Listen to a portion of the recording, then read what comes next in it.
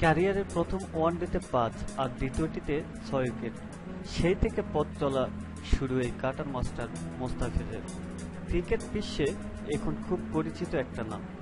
এবার আইপিএলে হায়দ্রাবাদের হয়ে খেলছিলেন তিনি। ১১ এপ্রিল বাংলাদেশ থেকে ভারতে পৌঁছেই পরদিন মুম্বাই ইন্ডিয়ান্সের সঙ্গে ম্যাচ খেলেছিলেন মোস্তাফিজ। পরে আর কোনো ম্যাচ খেলার সুযোগ পাননি বাঁহাতি এই পেসার। ওই ম্যাচে ছক্কা দিয়ে শুরু করে প্রথম ওভারেই দেন ১৯। ২.৪ ওভার বল করে সব মিলিয়ে দিয়েছিলেন ৩৪ রান। তাকে একাদশের বাইরে রাখায় এদেশে ক্রিকেট মন্ত্রীরাও হতাশ।